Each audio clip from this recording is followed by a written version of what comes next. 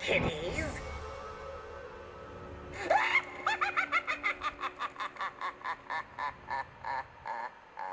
Let's move on to 2005's The Descent. Katie, have you seen this one? Oh, I have. You're going to start with me. Oh, man. I do not like this movie. And it has proved to be an unpopular opinion over time. And it makes me feel bad because I know that it's a female cast. And as a lady, I feel like maybe I should be, glad about that, but I hate all of them. I would not want to go on a trip with any of these people. And so, yeah, I just didn't, for me, it wasn't terribly scary. I didn't like the characters. I don't know. It makes me feel mean when I say I hate this movie, but it was not an enjoyable watching experience for me. There was nothing in it that I felt like I wanted to emulate. Maybe I should just watch it again. I don't know. Maybe I'm wrong. It's a D for me. Yeah, that's fair. That's fair. Nak, you see this one? I have not, but I don't know if I want to. It gets really good reviews. People really like this movie, and I am just not one of them. Eric, did you see this? I haven't, but I could be completely wrong about this, but whenever I look on YouTube, like for a movie real quick, so I did for this one, and the first thing that pops up is the kill count. I usually find that it's not great. It's more like comical. So my hopes for this, if I ever do see it, aren't high, but I haven't seen it yet, so I'll skip. Okay. Mr. Brule. Well, I'm sympathetic to the idea that Katie's expressing here with not liking the characters. I think that's important. If you don't like the characters, then you should probably relish and enjoy their deaths. But there's something about The Descent that I do like because it's directed by Neil Marshall, who went on to do some of the more thrilling episodes of Game of Thrones. He did a sword and sandal film a couple years later after this called Centurion with Michael Fassbender, and he has a really good sense of set piece and action and how to utilize the camera in a thrilling and engaging way. And The Descent, I think, is to theorize why it's so popular is I think it's filmed incredibly well, and to go through this, they're spelunking. Is that what they're doing? Yeah, that's to go through that adventure, to go underground, and then to have them trapped, and then have kind of an interesting, although maybe silly to some people, monster at the center of it. Like it is kind of an old school way of doing horror that was not necessarily being done at the time, and I think it was refreshing for people to see somebody trying to tackle this.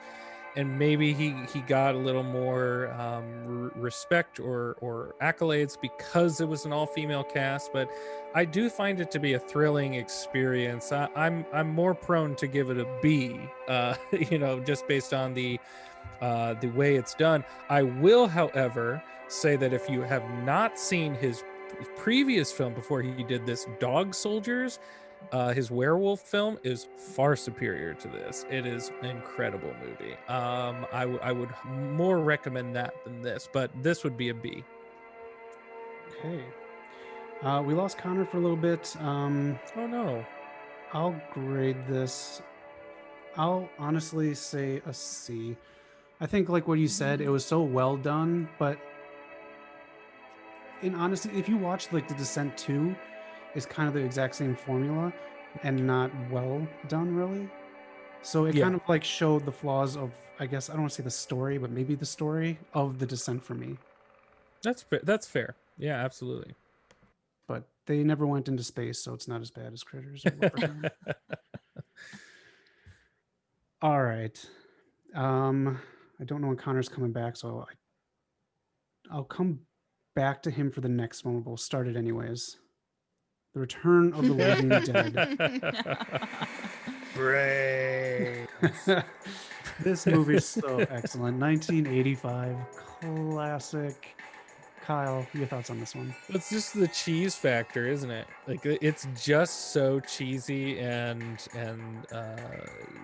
thoroughly ridiculous that it's really fun. Like it's just a fun watch. It is a classic in that sense. It almost, You know, at a time when the zombie film was being taken quite seriously as socio-political commentary, here comes Return of the Living Dead and, usurps that understanding and is just plain ridiculous. And I enjoy it for that. Like, it's just a silly, kind of midnight watch. On quality, though, I think it's B, but it is a fun time. Yes, it is. Eric, have you seen this one? Yeah. I'm gonna agree. I'm gonna give it an A just for the fun factor. I can Yes. put this on, have a good night, smoke a joint. Exactly. Knock, have you seen this one? I have. I think like when I picture these type of movies, like the soundtrack with this one, Yeah. it really sticks out. I enjoyed it. I'll give it a B, but it's a fun movie actually. It's not deeply disturbing to me, but it's good. I could watch it. Okay. Katie, what about you? So I haven't seen The Return of the Living Dead, but I have seen The Return of the Living Dead 3. Oh, dude. Yeah, it's zombie punk like Romeo and Juliet, and Mhm. I enjoyed it so much when I watched it. It's so much fun. It was so ridiculous. It was so gross. Like I thoroughly enjoyed that movie. So I assume that Return of the Living Dead being the first one is at least a step above the third one. So I'll say it's probably a B based Cool. on that. It is. Part 3 went straight to video in like the early 90s, I do believe. Connor, you back with us? Yes, I apologize about that. That's okay. We're back But for the good one here. I am glad I came back for this one. I don't know what else was said before Katie about this one, but I'm going to have to give this one an S. Zach, you recommended this one to me a while ago, and I just fell in love with it the moment it started. What's his name? Clue Klagan, the guy that always came into ArcLight. I only saw him in person before, and I never saw him act in a movie. And this was the first movie I ever saw him act in.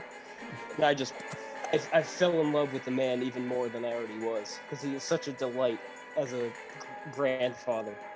And the action, the punkness in this movie, the violence, the special effects. It's the guy that wrote the first Alien movie, so I don't know how much better you can get than that. So I'm gonna give this one an S. Straight to the top with it. 3 B's, an A, and an S. I'll be the tiebreaker, and since I do have a soft spot for it, I'll put it right there in A. Like you said, man, that punk music and everything in there, it was the time. It was great. Next up, Eric. I don't know if you're gonna like this. It's pretty bad. Oh boy. She followed us to this tier list too. It's the fabulous Moolah. Oh God, that picture. Oh. She's too horrible. We got to move on. For everyone, I fucking hate there go editing our that tier views. list. She won't let us move on. She's that horrible of a person. She's holding us hostage like that damn belt. Next up, oh, what a great movie this is. Kyle, you had your story about walking in on The Exorcist. When I was very young, I couldn't sleep, and my dad had rented some movies on the old Betamax. He was watching in the basement. Wanted to go see what he was watching.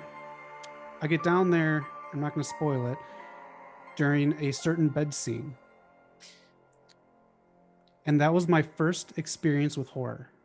Oh, I man. stood Holy there crap. with my eyes open, my jaw on the floor, and I said, fuck yes, I want this for the rest of my life. Kyle, what are your thoughts on Nightmare on Elm Street? Well, I'm just to be quick about grading, and then I'll get to my explanation. But this is an S class because it really is one of those pillars of a particular kind of horror. It is kind of an extension of slasher, but going into a realm of fear that you would not necessarily have considered a plane of existence to be attacked or to be vulnerable in, and that's in your sleep.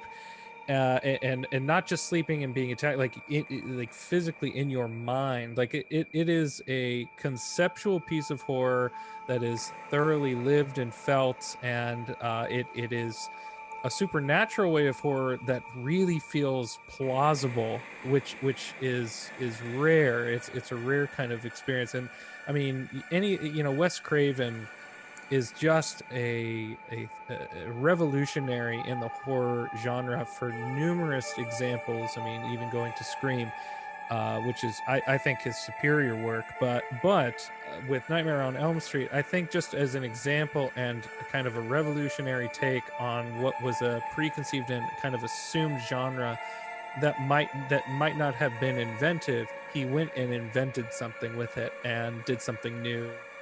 And it is an S class pillar of horror cinema. Yes. Knock, what are your thoughts on this movie?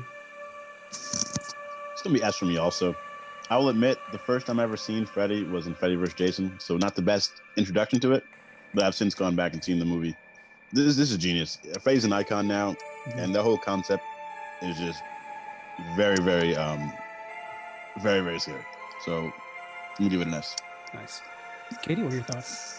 I would also give this one an S. Of the big three, the Jason, Michael Myers, and Freddy. Freddy's my favorite.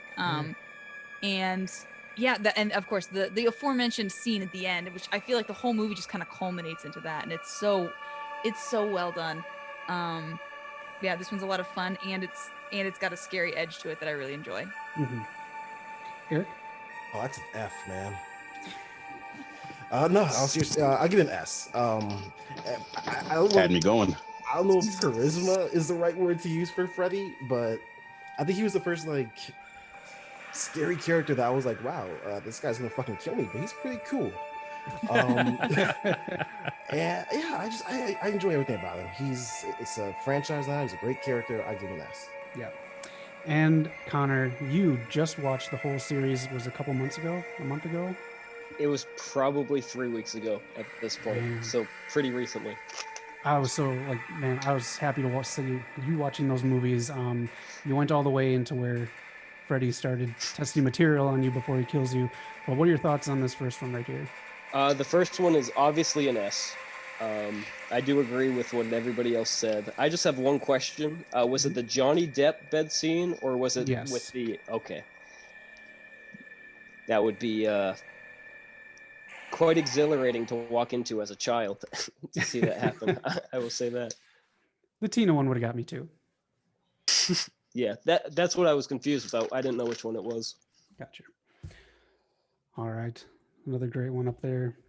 Let's go on to this one. Happy Death Day. It is Groundhog's Day with death. Knock, what are your thoughts on this one? I just want to say this. The second one is complete trash. Don't ever see it. This first one, though, I really enjoyed it. I was delightfully surprised. I think it's a good... I'll give it a high C, but that's not saying it's bad. It's really enjoyable, especially if you go in with no expectations. Right. All right, Katie, what do you think? This one I have not seen, but I want to. Some of these I have not seen and I don't care to, but this one I look forward to seeing eventually. It's a fun one. Kyle, what'd you think of this? It's fine. That tired kind of concept of the Groundhog Day reliving. It gets a bit tired. Some people don't necessarily know how to do it. I will say Edge of Tomorrow does it really well. Earlier this year, Palm Springs did it incredibly well. Happy Death Day is kind of a cheap riff that is having fun, and if you can link up with its wavelength of fun, it's not a bad time. I am kind of a curmudgeon some of the times, and so when I first saw it, I was not having that much fun watching it. I found it to be a bit trite, but that being said, I can see how people can enjoy it. For me, it would be like a C though. Okay. Connor? I will give this I think it's a good modern day B movie. I did have a lot of fun with it. I was very bored from probably maybe the 20-minute mark to maybe the 45-minute mark, maybe the hour mark. But I think once it did get to the climax, I think it did kind of turn around a little bit, and I did have more fun with it at that point. But like Kyle said, I do agree with the being a little bored throughout the most of it, at least. But I do think overall it's a solid B. Okay. And what about you, Eric? I'll give it a C. What really saves it is that it doesn't take itself seriously. It's a fun-ish movie. I never know if I think it's a good bad movie or if it's a bad okay movie. Like I don't know where I would put it on a list. I guess C just works. It's okay. Yeah. I think I went in watching this not knowing what the hell I was going to watch, and I was a bit tipsy, so I did enjoy it. The fact that they made a sequel to this, though, kind of makes me. If it was the same people who made this one, it kind of makes me think Yeah. they're not as smart as I thought this movie might have been when I first watched it. Well, the second one is not even a horror film. It's like a sci-fi comedy romp.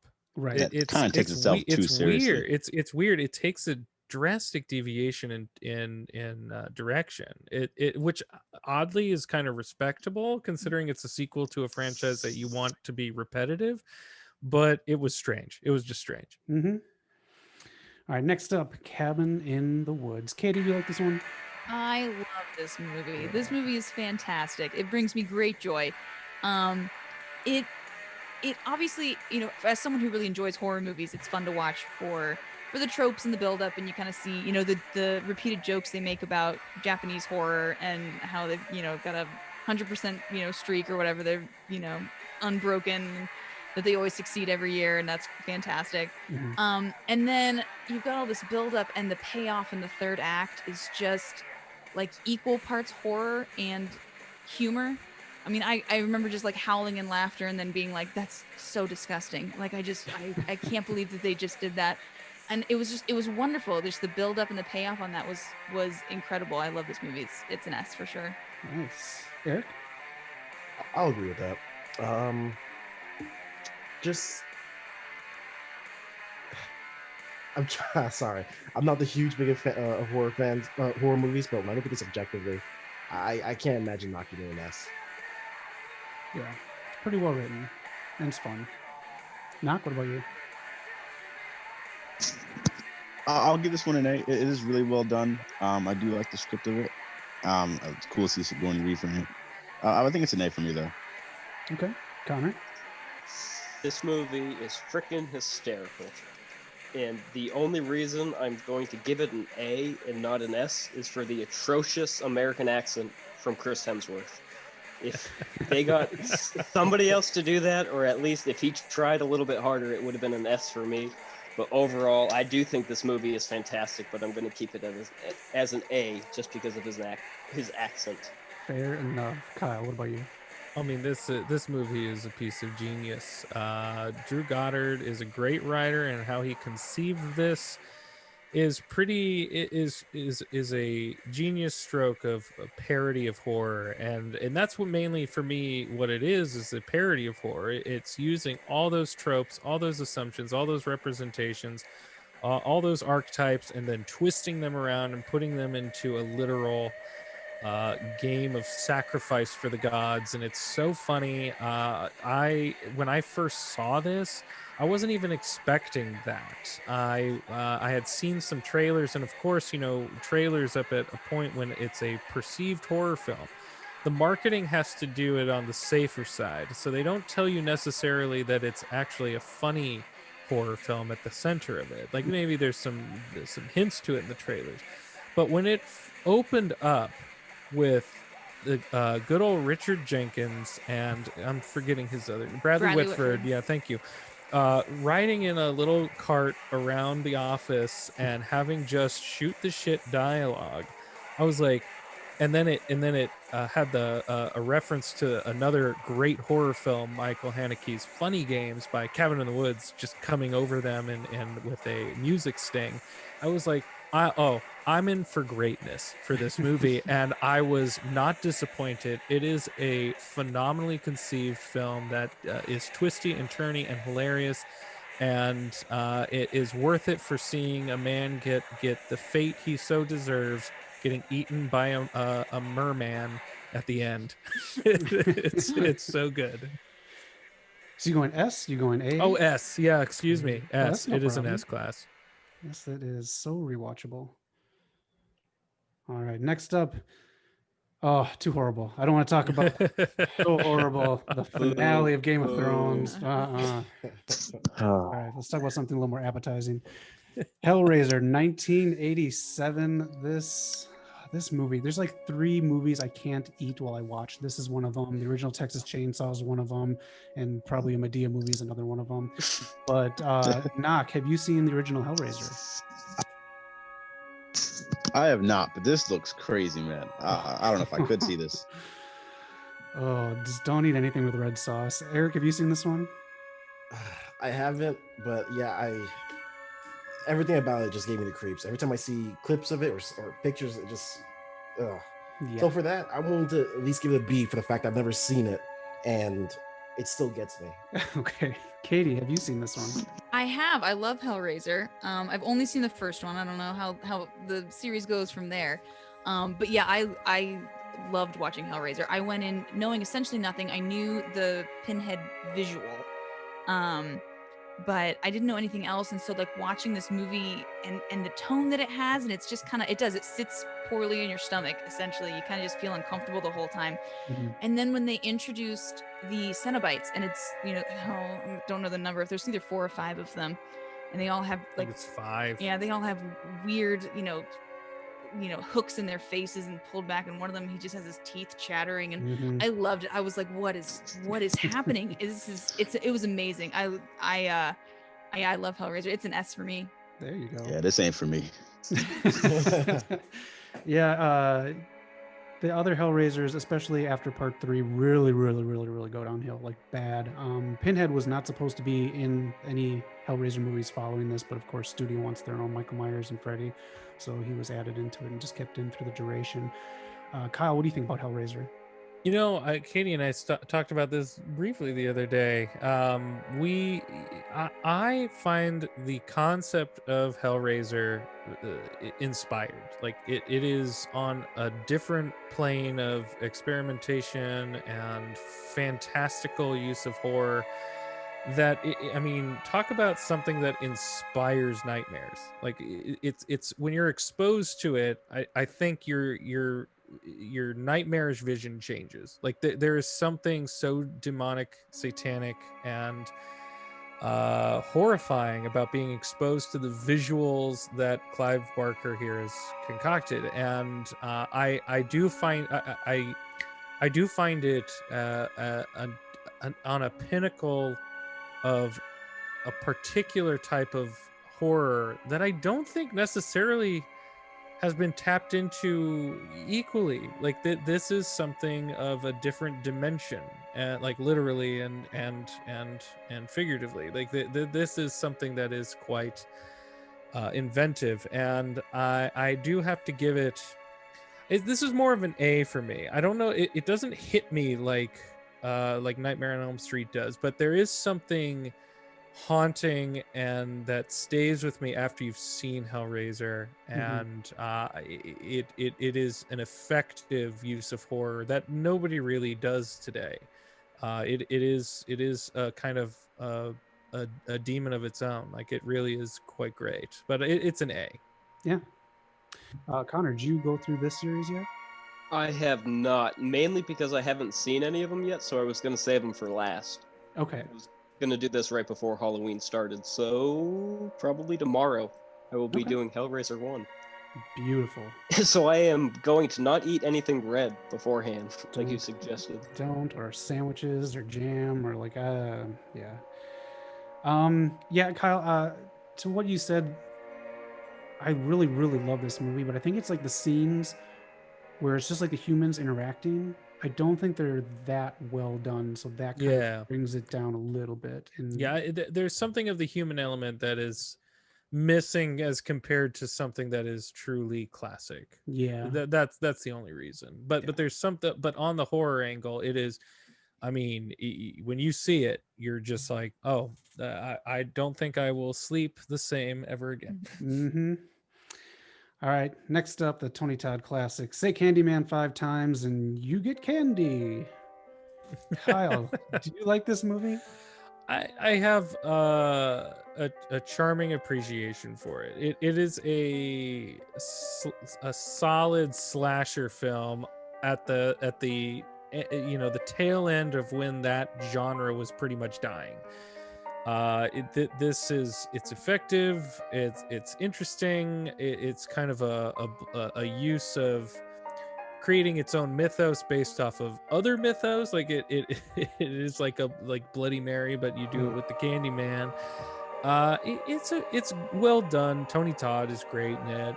It's not fantastic by any means, though. It's kind of, again, because it's coming at the tail end of the slasher genre, it's kind of riding the coattails of some pretty great films. And so here comes an interesting rendition at the end of it all. And it's accomplished. And I mean, this is why it took Scream. It took Wes Craven to like really engage it and be revolutionary again, because it needed something refreshing. Candyman was kind of drifting in the same tide as what had previously come. So it's effective, but it's only slightly charming in a way. And so I would say it's like a B at most, but I'm probably gonna drift towards C. Okay, Eric, you like this one? I'll agree with C. I give props for getting to see an African American kind of play, or black fellow play that monster character, but nothing special about it. I give it a C. Okay, Connor. I actually have not seen this one, but I have always wanted to, so I am kind of upset with myself from not seeing it. But after these two reviews, I know not to get my hopes up getting into it. Katie, what about you? Oh no, I feel the same way. I've never seen Candyman, and I've been very excited to see it. And now I'm still excited to see it. Never mind. I'm excited to see this movie. I can't wait to watch Candyman. There you go. Glass is half full. Knock, what about you? Yeah, it was nice for me to watch this. I thought it was cool. I like the legacy of it. I'm excited for the sequel, but I don't think it's not gonna blow your mind. It does good for what it is. I'll give it a low B.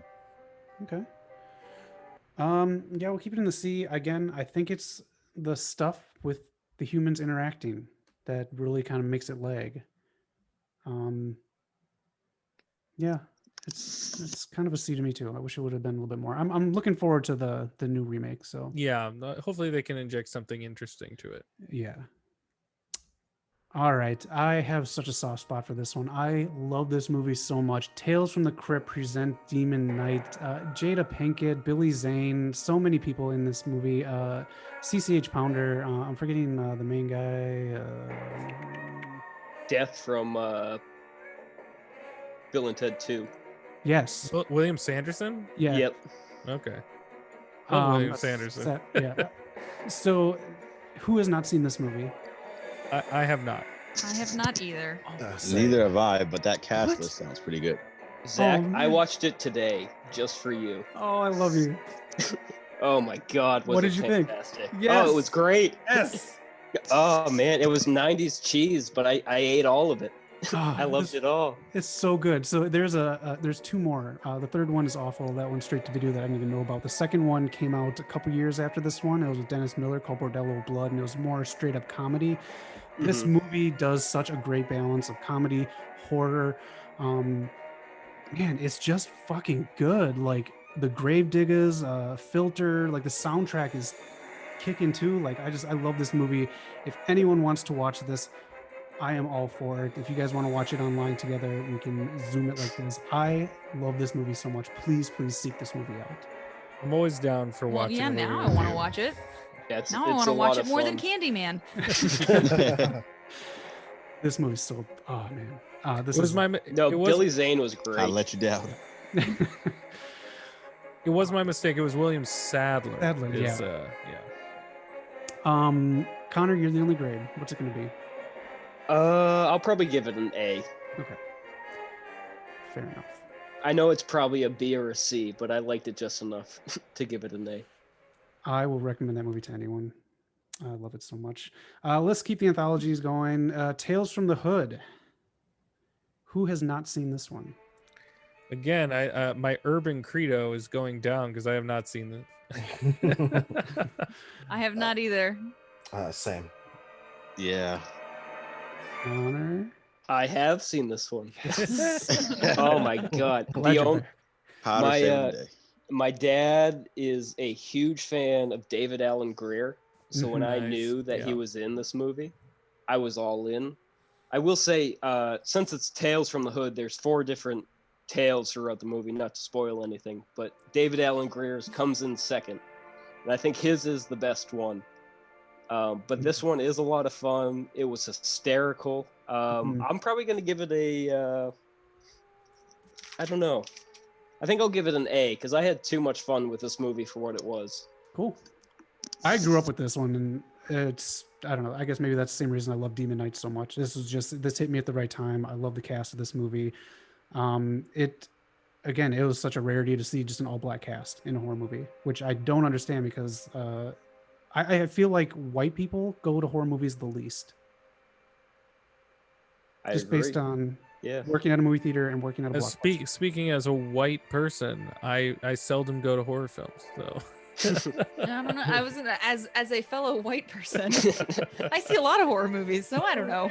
So do I, but I did see a movie coming up on our list in theaters, and I think I was the 1%ers throughout that. So I'll keep that at that. Okay. Check this one out. 2 is not that great, and 3 I haven't seen yet. They just released it on Sci-Fi Network. So, all right. Next up is Chopping Mall. This is 1986. The cheerleader from Fast Times at Ridgemont High and her friends go to party in a mall. They get locked in, and an android security system tries to kill them. Has anybody seen this one? I wasn't sure that I had, but then when I was looking it up earlier today, the fact that it was a Roger Corman film, I remember this movie references characters from previous movies that I love. Dick Miller returns as Walter Paisley from A Bucket of Blood from back in 1959. And the Blands from Eating Raoul are in it. And I remember watching this a while back, and it was called Killbots at one point. But yeah, they changed it to Chopping Mall. Yeah, it is thoroughly silly. Yes. it is ridiculous. But it is fun. It is a fun, cheesy, violent movie from the 80s. What do you rank it? Oh, for fun, B. I think it's a B. Okay. Anybody else seen this movie? I have seen this one as well. I will agree with Kyle about the B. I did also look into the other work that this writer and director has done in his career, and it shifted a lot towards the adult industry soon after this movie.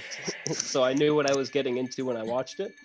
But it is a lot of it's a fun 80s little camp movie, so I'll give it a B. Fair enough. And that's it. So I haven't seen this movie, but I must say that the poster reminds me of like an R.L. Stine Fear Street novel, like a teen horror novel, and I like that, up to and including the pun Chopping Mall. So yeah, I haven't seen the movie, but I appreciate that. Yeah. It's fun. It's just one of those really fun 80s movies that if you trim 20 minutes off, it'd probably be a lot better. Yeah, But probably. Yeah, for sure. Yeah. I mean, it's only an hour and 17 minutes, but if it was 47 minutes, it would be great. Yeah. All right. Next one, Stephen King's Maximum Overdrive, soundtrack by AC/DC, Emilio Estevez. Hey, who made who? Who Who made you, Kyle? Ooh. Knock, have you seen this one? I have not, but so I don't get that reference. Oh man, just AC/DC songs. This movie is oozing machismo. Eric, have you seen? Oh this one? yeah. I haven't. I'm a continuous streak of disappointments. I haven't. That one was that like a truck? Looks like the Green Goblin on the right. It is Yes, Green it Goblin. is. You're 100% Yeah. right. It's a toy truck. So basically, in this movie, there is a comet that goes by Earth. Am I correct, or is it just like a haze? Yeah. I think it's a comet. Yeah. Yeah, it's a comet, exterior from the Earth like event that inspires all electrical devices to retaliate on Earth.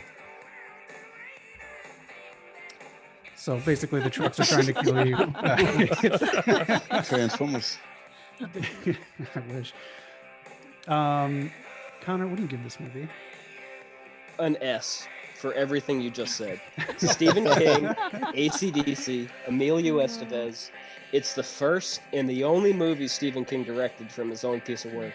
Mhm. And there's a big reason why he did not direct anything after this one. But I grew up loving AC/DC. It was my favorite band from when I was probably 6 to when I was 13. So I actually watched this movie when I was like 9 or 10. And I've been watching it all the time since then. I think I'm probably the only person that rates it as an S, but solely because it's Stephen King directing and AC/DC as the soundtrack. I'm going to have to give it an S. Well, let's find out. Katie, have you seen this one? I have seen this one, and I read the short story first. The short story is better, but that is not saying much. I watched this a really long time ago, and so I can't. Unfortunately, I can barely remember anything, which I guess kind of says it's a something bad about thing. the quality of Oh, the it's film. so bad, but I love it. Yeah, it's gonna be a solid D for me. Okay, Kyle. I mean, it is not a good movie. Oh, by far. No, not. it's one of those like where if I ranked it as a D, which it very much deserves that grade, it does not necessarily reflect the enjoyment of my A out of it, because watching Emilio Estevez go through sewers to try and save people, to watch having all these cars and have the menace of like the actual Green Goblin face be kind of this personification of a life in these trucks that are raising hell and death upon these people in this little diner. I mean, everything about it is just fucking stupid, but I really enjoy. And again, it the heightens of the soundtrack, the fact that Stephen King has a cameo in the beginning. It all is very fun and silly. I think I'll split the difference and just say a C. All right, fair enough. Definitely check this one out, guys. It's more funny than it is scary or anything else. Yeah, exactly. Oh, it's not scary at all. Yeah. It's Oh, Yeah. it looks like a good time. Oh, it is. Next up, the most scary thing on this list. John Cena's film career. It's so horrifying. S We rank. cannot talk about this. It terrifies me. I got to move on. I'm already getting nightmares. Hey man, he's about to be in Fast and Furious. It's going up. All right. Who here has seen Let the Right One In? Oh, absolutely. Yep. Anyone else? I have not. I have not. Yeah, neither have I. No, Same. Eric? No. All right. Katie and Kyle, if you could grade this movie and elevator pitch why we should see it. Well, this is one of the latest revisions on the vampire movie, and it's done by a contemplation that you would not necessarily consider, and it's done with a child. And he meets a child across the way who is a vampire and has a father like protecting them and taking care of them. And it's really a coming of age, like a Stand By Me, like a journey of friendship and maybe like first love, at a young age, not even being able to contemplate it. But it's a phenomenal contemplation on the role of vampirism and what it can do, and that like loss of innocence versus pure innocence. And it's masterfully directed by Thomas Alfredson, who unfortunately he went on to do Tinker Tailor Soldier Spy, but he unfortunately has kind of gotten shafted later on in his career and has not had a breakout since. But it is a unique and original take on the vampire genre that a lot of people, I think, would marvel at. It is truly astonishing. I would give it, for me, it's S class, personally. Okay. Katie?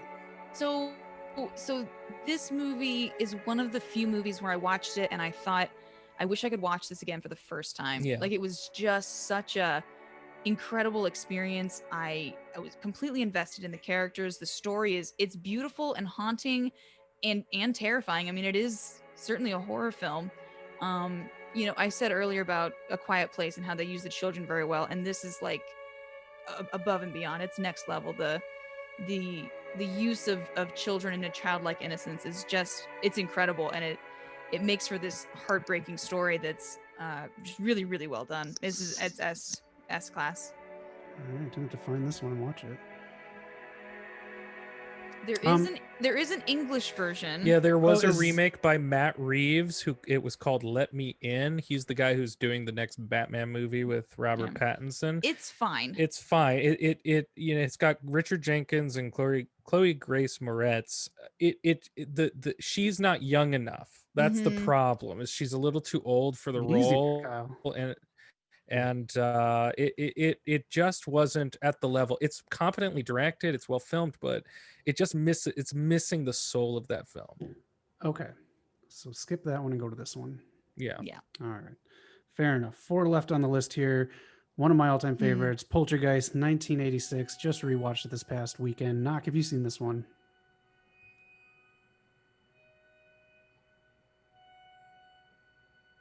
Bueller. Eric, have you seen this one? I have. I'll give it an A. I wasn't. I don't know. I wasn't really scared at any points. That's just me. But it's a classic. Yeah. Connor, you like this? I do very much. I give it an S. I always forget that Spielberg does not direct it going into it, but I think that's for the better. Well, just not to cut you off, Connor. He actually kind of ghost directed it. Well, you could definitely see that. Yeah, there's a lot of behind the scenes drama with Tobe Hooper and Spielberg, and he kind of maintained most of the control.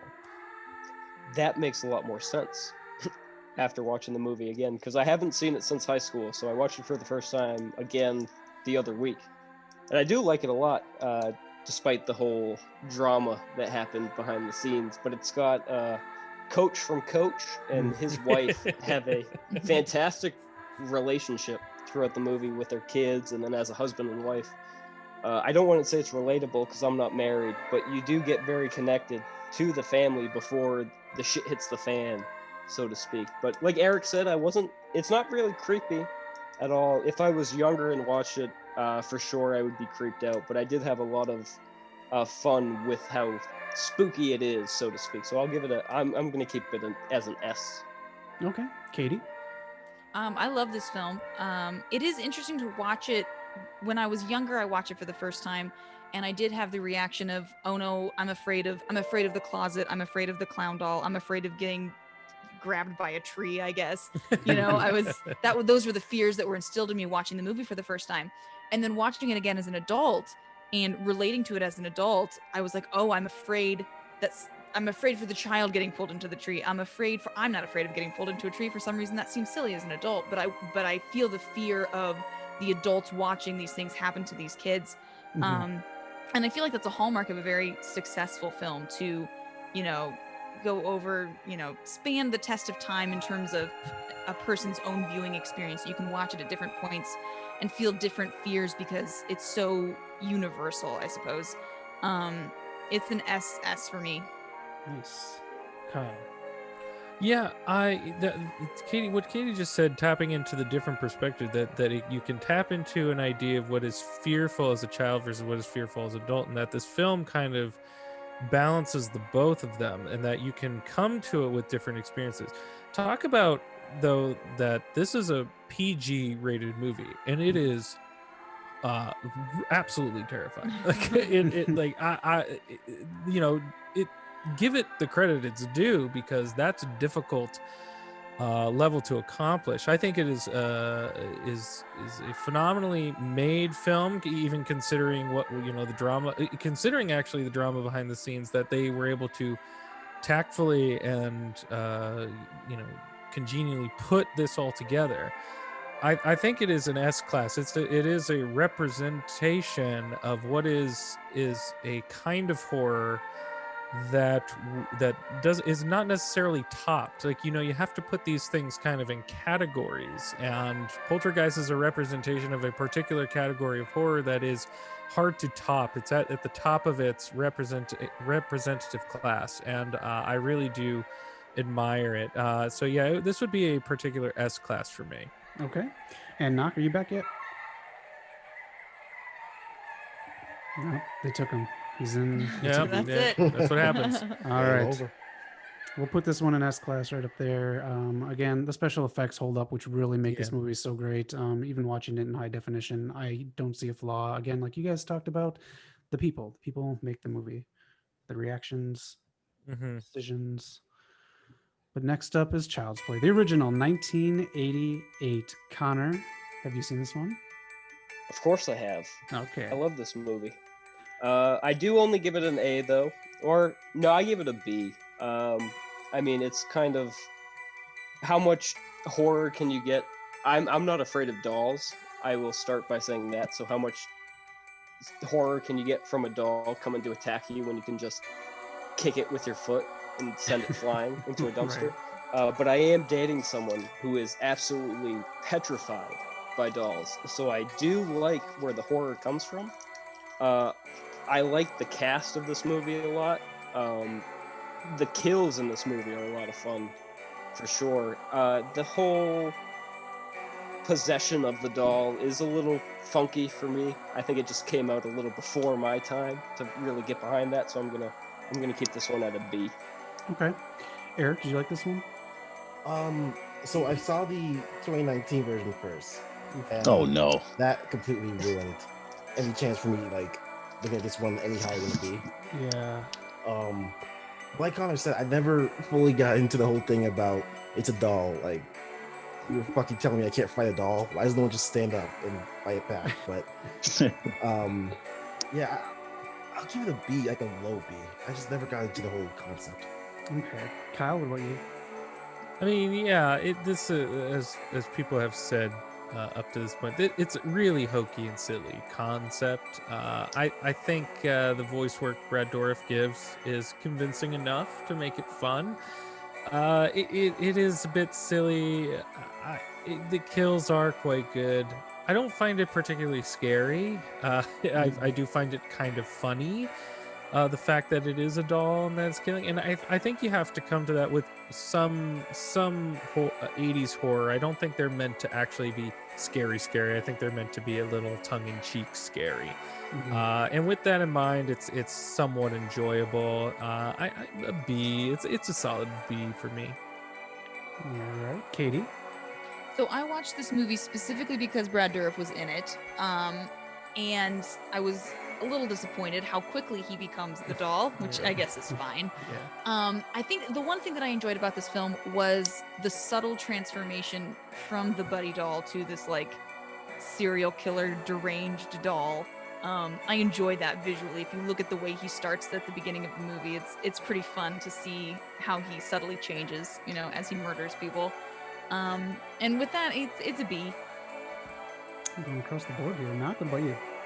Yes, I'm going to B for me. I mean, I wasn't scared of the doll, but my brother at the time, who was younger than me, was petrified. He had nightmares for weeks, and I got my ass beat for showing it to him. So I do see the right person, right audience. It can scare some people. I'll give it a B, though. I had fun watching it. All right.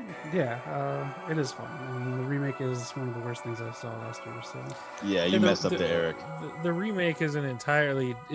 Apparently, it was made as a different kind of concept, like an AI device that's supposed to start killing you, and then they desired some sort of known product placement on it, in order to change it. So it was unfortunate that they went that way. yeah, but good remake right here. Kyle, why don't you lead us into The Thing? Well, this might be one of the best remakes ever. The Thing from Another Planet is like a fine 50s horror film, but John Carpenter takes this idea and just runs with the phenomenal use of practical effects, and really though at the heart of it, the fear that people aren't who they say they are, or that the fear of not being able to trust another person, especially in the confines of solitude, where trust in your survival is essential. I mean, talk about one of the scariest movies of all time. This is another one at a young age I saw, and the imagery of like I don't know how many three-headed dog at that Mhm. point, like Yeah. where they're all merging together, like that scarred me for a good time of my life. And it took me years to get up the courage to actually watch it at an older age, because of the scarring imagery of the dogs, and also even just the guy like in the middle of the snow, just like wailing, the sound he makes, especially when he's just now set on fire. Like, it is just such a scary, haunting film, and it is thrilling. It's got grand character work, phenomenal acting, and at the heart of it is something that I think taps into what makes us truly fathom what is scary about other people. And it is one of the greatest films of all time. It's probably the greatest film John Carpenter ever made. This is S class 100%. Mm-hmm. Knock, you agree? Oh, for sure. This movie's genius. I don't like how I feel watching this movie. The dog stuff, the practical effects. You really it stands bigger than like what you're seeing. Like, it comes back and like you think about this movie after you've seen it, and like everything's going on, and that fear of needing to survive and then not trusting anything. Like he was saying, I'm gonna go S. It has to be S. Mhm. Connor, you agree? Fucking spider. 100%. Yep. The spider gets me every time. It's an S Yeah. for me too. Nice. What about you, Eric? S rank all the fucking way. Yes. I don't think I've said enough on this channel how much I fucking love Keith David. Amazing dude. Yes. That ending, I could play the ending in my head clear as day, and they had to end that way. Like, it was absolutely perfect. Everything about this movie, I love it. Hell yeah. And Katie, you feel the same way? Yeah, this is on my like top 10 favorite movie list. I love Yes. this film unconditionally. I really like the imposter genre in general, Invasion of the Body Snatchers, and Mm. there's a Twilight Zone episode that has a similar concept. Will the real Martian please stand up? And I really enjoy that genre of film. It's very specific. Beautiful. Yeah, that movie, you can't go wrong. I can't remember. I was gonna write down what streaming it's on. It's on some kind of streaming service. Check it out, please. Man, that's one of my favorite movies growing up. Now, let's get into a movie where I was so pissed after I watched this movie. I don't get pissed after watching movies, and I love bad horror movies. I can sit through anything. But this piece of shit, The Nun, is so awful and unnecessary. This Conjuring universe is just, it is what it is. Knock, you see this one? I've seen parts of it. The best part about this movie is the trailer, the little jump scare thing they do in the trailer. But this movie is trash. Like I said, Conjuring 1, I was in for it. Then this whole universe stuff, it's not it. Just milking the cow. Yep. Eric, did you see this one? I purposely knew I wasn't gonna like it, so I didn't watch it. You're a smarter man than me. Knock, you giving this one an F? Oh yeah, for sure. Okay. No question. Connor? I had to see this one because my friend asked me if I wanted to see The Nun, and since I had access to the free tickets, and I'm a good friend, I said yes. And You're no longer friends. No, we absolutely hated this movie. We both got 2 double stone IPAs before going in. Mhm. So I think we needed 3 to actually enjoy this one. So I am going to also give this one an F. I'm not a huge fan of jump scares in any movie. This movie definitely overused them, but I did jump in my seat a few times. But I think that was just the alcohol talking. Overall, this movie was trash, though. So I think I'm going to keep the F. There you go. Mr. Brule?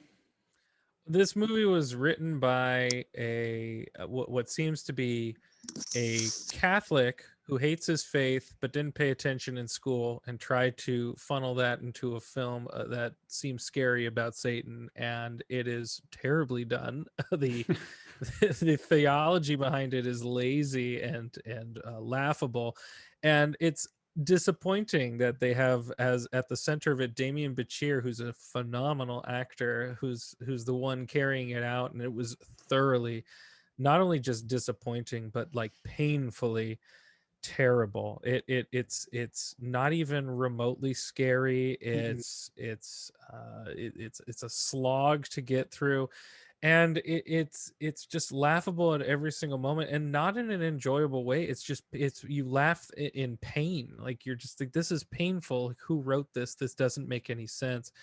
And it's just thoroughly disappointing. It's a horrible film, not just a horrible horror film. Yep. Katie, did you see this? I did not, and I feel very validated right now. Good for you. That movie is, there's nothing special about that movie. That goes in an F. All right, so now we're at the point, all the movies are gone through. We have these up here in the S column. Everyone will get one vote. So we'll keep eliminating them until there's one movie left in the S rank. So each round, everyone gets one vote on what they want to keep. I'll go through each movie and just tell me if anyone wants to vote for it. Does anyone want to use their vote for The Exorcist? Yes. There's one. Does anyone want to use their vote for The Witch? Close second. Okay, that one's gone. Anyone want to use their vote for Nightmare on Elm Street? Almost. Okay. Cabin in the Woods by Chris Hemsworth. Let the Right One In. And just to be fair, I might just move this down to A because most of us have to watch it. But And no now one you're the host. All right, bye. All right, Carol Ann. Anyone want to use their vote for her? Okay, I think we got a showdown here. Those two? Yep. I think that's logical. Yeah. Yeah. All right, one vote. Who wants to vote for The Thing? Me. Takes my vote. Me. Okay, we got 3. And The Exorcist? Kyle? Sorry, comment? I didn't realize we were voting. Like I thought we were just voting to keep The Thing. I vote for The Thing as well. Okay. Connor? Man, I'm going to do the split vote because just horror wise, I will go Exorcist just because I'm scared It's when I watch hard. the movie. It's hard. Yeah, it is. Yeah. But I'm not scared when I watch The Thing, but I do love both of them. I have not seen a lot of freaking movies to really hold true to how much I love The Exorcist, but I've seen a decent amount of John Carpenter movies. Mm-hmm. So I'll vote The Thing out of these two. Fair enough. That is the winner. That is the biggest one on this list for all of us here. The Thing. Thank you guys for being a part of this. This was fun. Absolutely. No, thanks for Yeah, having us. much. Yeah. I just again highly recommend going to see Tales from the Crypt presents Demon Knight. It is such a fun ride. But I it's want so to much thank you fun. guys for coming on. Connor, thank you very much. Really quick, what is your favorite horror movie of all time? Oh man, putting me on the spot. I'm gonna throw up the original Halloween or The Exorcist. Okay. Okay. Knock, what It is always yours? tosses between the two. I'm gonna go Scooby Doo and the Werewolf Island. Hell of a movie, Classic. man. I highly Classic. It is check a it out. classic. I love it. Katie, thank you for coming on. I really appreciate it. It was Yeah, good thanks to for have you. having me. No problem. And what is your favorite horror movie of all time? So it would be between The Thing or Alien. I love Alien Oh, so nice. much. They're Yes. both Yeah, it's a good one. up there. All right. Eric, what's your favorite horror movie? 2018 WWE Backlash. All honesty, it probably might be The Thing. I know it's not the scariest, but if I had to watch one of these on this list, I'd go back to The Thing. Okay. And our guy, Kyle, thank you for coming on from I Know Movies and You Don't. We always love having you on. I love being on. Thanks for having me. No problem. And your favorite horror movie of all time? Well, I don't want to give more ammo that I'm the most pretentious person in the room, but Please do. my favorite horror film is Don't Look Now. It's a Nicholas Roeg film with Donald Sutherland and Julie Christie, and it's really just about the grief kind of succumbing on a family who have felt loss, and it's really, it just, what it is unsettling, and it just stays with you, and the ending is shocking, and in a way that will leave you a bit a bit questioning on your like existential existence, just a bit. It is a powerful film, and so use that as ammo that I am pretentious. Will do. Well, thank you guys for coming on. It was a blast. Everyone, thank you for watching and sticking with us for this. Recommend any kind of horror movies you want us to watch in the comments section. We'd love to check out new ones all the time. Thanks again, everyone. Please like, subscribe, do all that fun stuff. Have a great Halloween. This is West Coast POPCast, and we are out of here. Peace out. All right. Well, thanks, guys. Yeah, that was good. Oh yeah, that was Definitely fun. need to break that into part 2. Yeah. I'm excited about Tales from the Crypt now. I'm Oh, gonna so go fun. Demon hunt Night. that one down. Mm-hmm. Yeah. Eric, I actually really think quick. I have seen the first Tales from the Crypt. I just haven't seen Demon Night. Oh, yeah. I mean, it brings the fun of the television show to the movie. Okay.